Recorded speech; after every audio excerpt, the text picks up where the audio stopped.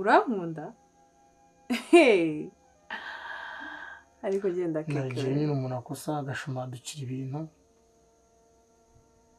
ubaye nka cya kimbwa ihaze se ishyiraho ireba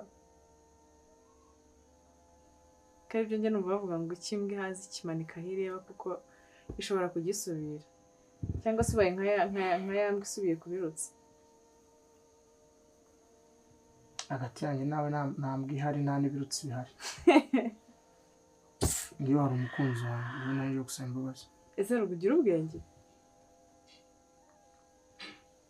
uratinyutse n'amagambo wambwiye n'uburyo wanshushubikanye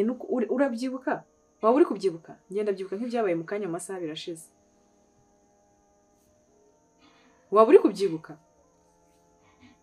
none uratinyutse ahantu none ubera ikigoryi nuko nta n'isoni ugira ubu uratinyutse ibirenge byawe urabitambika ubizana kwa kikinguje gusaba imbabazi nyuma y'iyo amagambo wambwiye n'uburyo wanyitwayeho nyuma y'uburyo wanyishongoyeho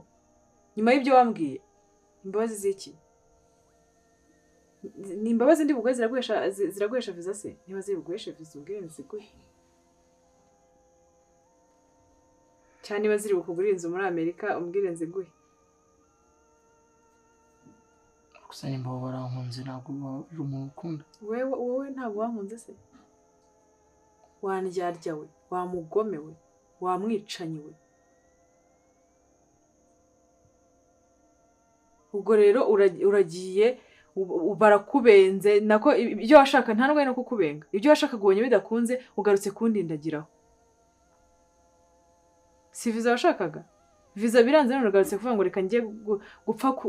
gutoragura amashashi kwa keke iwanjye ntabwo ariho baruhira ntabwo ari indushyi zose ziruhira genda ukomeze ushaka ahandi ujya kuruhira abo bakobwa bawe wakunze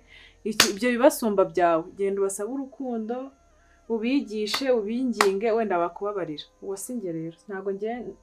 njye sindi imbwa isubira ku birutsi rwose